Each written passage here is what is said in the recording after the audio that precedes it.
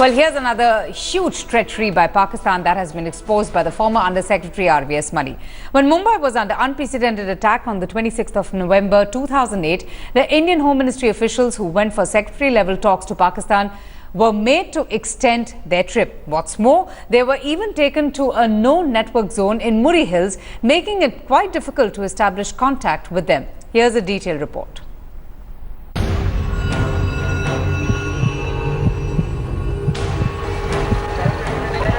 After several deceptions and 26/11 attack, another trickery by Pakistan has now been exposed. When terror gripped Mumbai on that fateful day, Pakistan sent top officials of Indian Ministry of Home Affairs on a holiday in Muri Hills of Pakistan. Former Under-Secretary in Ministry of Home Affairs RVS Mani revealed that the officials who were in Pakistan for talks on 25th of November 2008 were made to extend their trip. Top Indian officials were in Pakistan for talks scheduled to take place on the 25th of November 2008.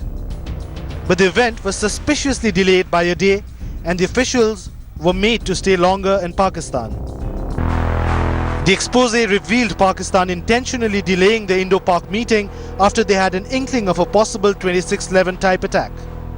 And what is worse, they were kept in a place with barely any mobile network.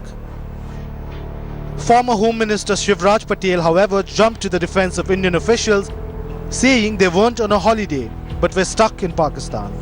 Is it then simply a flash in the pan, an attention-seeking exercise, or is it one of the many skeletons which were stuffed and are now tumbling out of the closet? With camera person Ved Prakash in New Delhi, Jugal Purohit reporting for India Today. Okay, to talk about this, we have with us now RSN Singh, the strategic affair expert. We also have with us retired Brigadier V. Mahalingam, who's a defense analyst. We also have with us from Pakistan, retired Lieutenant Colonel Shafqat Saeed. All right, hello and a warm welcome to all of you gentlemen. Let me come to you, Brigadier Mahalingam. An explosive revelation that has been made by, RVS Mani. Do you think that, this was or could have been a well thought out ploy to trick the Indian officials and deliberately prevent them from coming back to India? Absolutely. If you see the timing, as far the timing is concerned, the entire conference finished on the 26th. They wanted these people to go to Muri. Now, you must understand, when you shift so many people from one place to the another, it takes time. Obviously, they had planned the shifting. Second thing, when a foreign delegation, especially from India, has come, there is a need for them to take certain organizations into consideration. One, they would have definitely consulted the Foreign Ministry, the Interior Ministry, the military and the ISI. Obviously, it was not a one-man decision. This decision had been taken and they had decided that these people must be shifted and kept aloof. I must tell you, in the military, whenever any military operation is undertaken, the primary target is the command and control setup. Now, in this particular operation, let me tell you, this had nothing to do with the conference which they are talking about. It is a part of the 26/11 operations to isolate the entire command and control setup. The command and control setup, in fact, was in Muri. Mr. Singh, how would you respond to these revelations that have been made by RVS Mani? This is something to be seriously noted. Do you think that this is perhaps once again, a dubious design or, a game plan by the Pakistani side, as Brigadier Mahalingam was stating, to isolate the top brass, the top Home Ministry officials?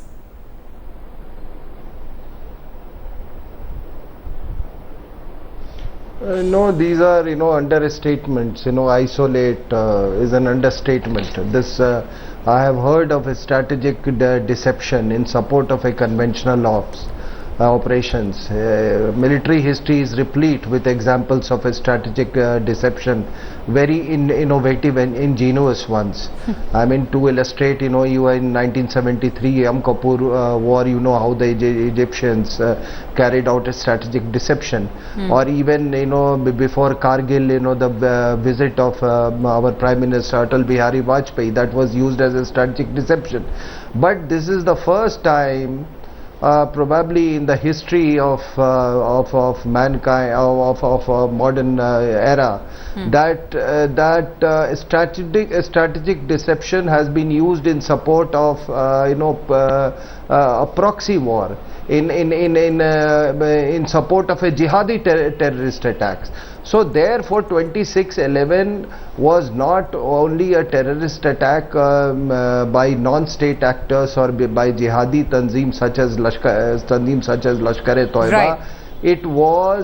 It enjoyed the patronage of the state, which included the political establishment apart from the military intelligence establishment, and therefore to my reckoning it constitutes an act of war, and from now, and this has the potential to change the entire dynamics of Indo-Pak relations, and it also casts a huge shadow over the the dialogue process or the composite dialogue process. Yes. And any mechanisms that official or non-official that may be proffered in future.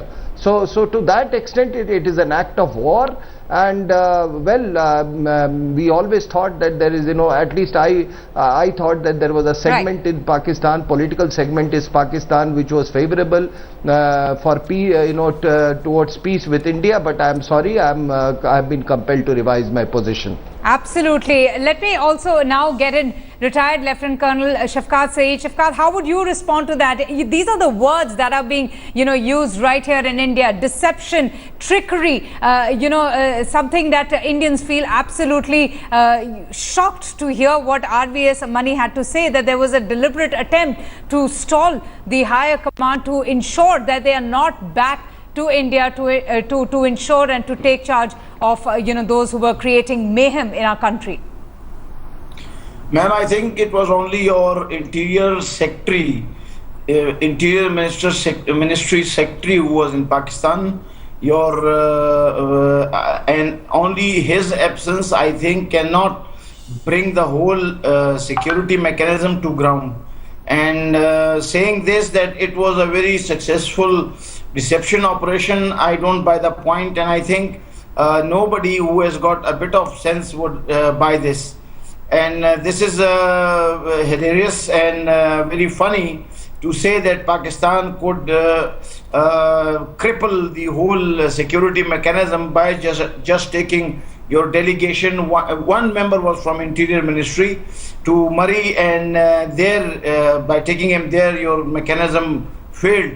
And your security mechanism, which is composed of police and national security mechanism, which has its own hierarchy, it is all collapsed because one of their member, Central Secretary, who was in Murree. I don't buy this, and I don't think this can happen to a country which is as big as India.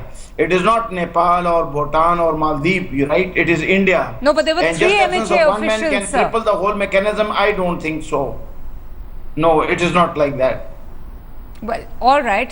Brigadier Mahalingam, obviously there would be a denial from Pakistan, but these revelations made by RVS Mani is something that one has to, probe, one has to investigate, because if there was a deliberate attempt to, ensure that the trip was extended and they are not brought back to India in time to ensure that major catastrophe like that what we experienced is taken care of, then obviously this would have a huge impact on the bilateral relations between the two countries. Absolutely. In fact, I entirely agree with what Colonel RSN Singh said, that this isolation was a strategic deception plan.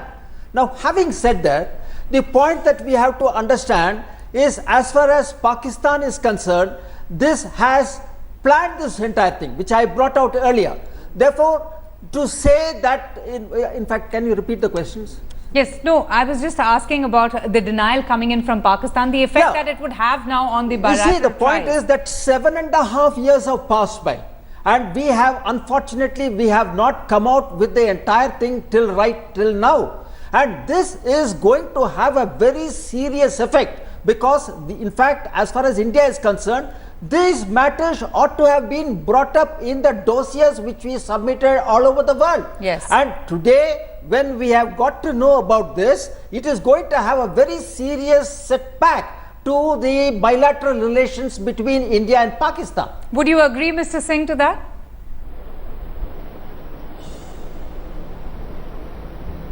Yeah, absolutely. Look, what the colonel from Pakistan, what he said was, yes, there are two aspects of this. One is the bilateral aspect, and one is our own, internal security aspect of India, about which he did not bother. As far as the bilateral aspect is concerned, remember in 1978 when Vajpayee had visited China and the Chinese had attacked Vietnam, it was considered to be a big hit, diplomatic humiliation.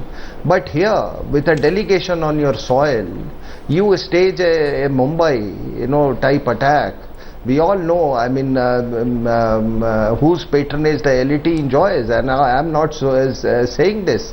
The colonel from Pakistan, can check up that just recently Rana Sanalullah, the law minister of the Punjab province of Pakistan, he, in an interview, he clearly admitted that organizations like the Jamaatul Dawa and the Jaish-e-Mohammed, they enjoy the patronage of the state, so therefore they cannot be proceeded against. Right. So it is a very well-known fact about the kind of patronage that Lashkar-e-Toiba enjoys. So this, with our delegation on the Pakistani soil, if this kind of a duplicitous behavior, if this kind of a devious plan, conspiracy was hatched and executed, I am sorry to say the dynamics of India-Pakistan relations hereafter will not remain the same. As far the internal aspects are concerned, he need not worry. How do we function, whether we are a big country or a small country, how do we react to it? Yes. We will take care of that. Yes. And if he had not been on your show today, maybe I would have made some very damning revelations about as far as our own concerns are concerned. All right. But we will leave it for some other time. Lieutenant Colonel Saeed, many are also saying that this is just another one big example of, Pakistan's subterfuge in its relations with India. There's also a charge in those RTI documents that there was a deliberate attempt to take, India's counterterrorism officers, and this is a high-profile delegation, to an area which had absolutely no mobile network. How would you respond to that? I don't buy this point that there is no network in Murree. Murree is a very populous city, and it has got very good network of mobile systems. And by saying this, that they were kept in a no coverage zone, this is very funny. And I think they were not delayed. Their departure was not delayed. It was that on evening that they had to spend in Pindi, they were taken to Murree. Murree is about 25 kilometers from No, but why was Islamabad. that decision taken? It was an evening here, and they wanted to take them to Murree. So Murree is a hill station, and they just wanted them to enjoy their a night stay that they're already having here. It was not delayed. Their move back was not delayed. This is not correct.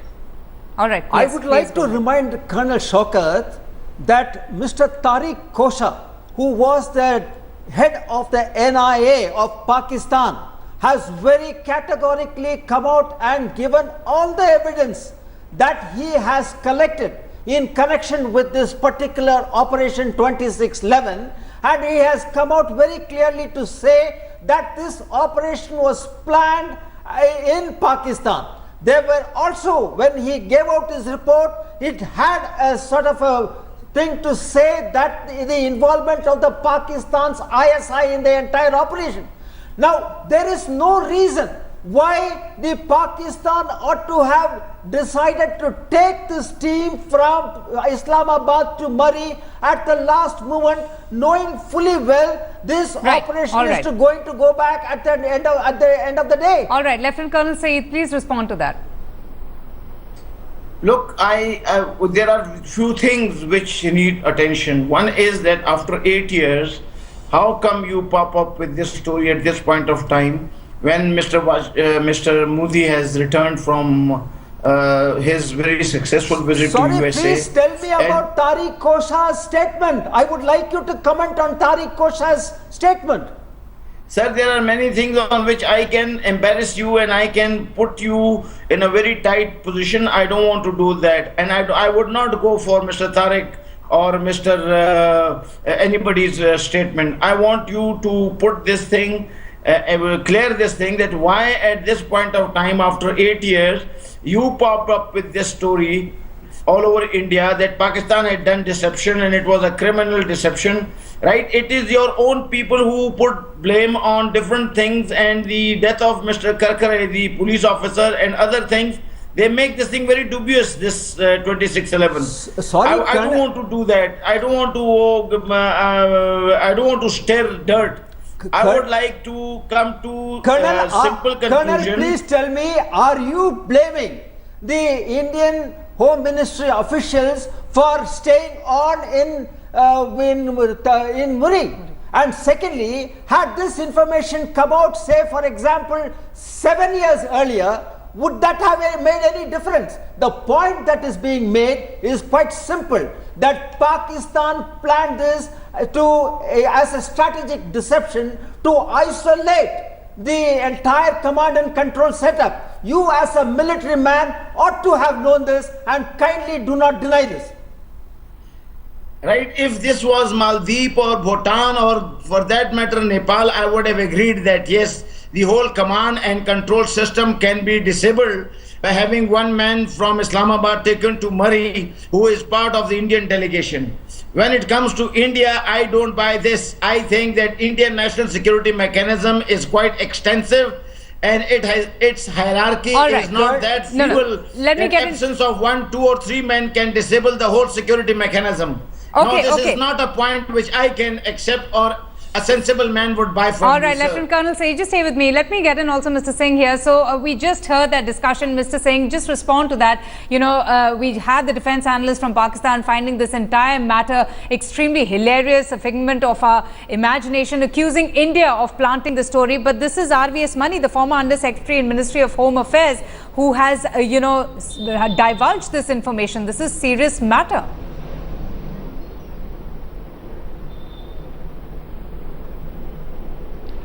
Yes, as the colonel from Pakistan is absolutely right that India has lot of depths and lot of response ability, but there was definitely a plan hatched in Pakistan to somehow cripple or paralyze the decision making process in the initial stages of this terrorist attack. How much did they succeed in this endeavor is for India to assess. But I don't dispute when he says yes, ultimately we can take on any power in this world, absolutely, with our depth and with our population and with our resources. Absolutely. And there is absolutely no doubt about it. But there is one there are 2-3 things we must lessons that must be drawn. One is that we should never be taken in by Pakistan when they say that we too are victims of terror. Absolute nonsense. Absolute nonsense. That is, let's not go by what is happening in Zarb-e-Azam National Action Plan. Second important thing, the policy makers of this country must realize that the cutting edge of Pakistan Army is not its young officers or its or its battalions or regiments. Its cutting edge is the jihadi tanzeems. Right.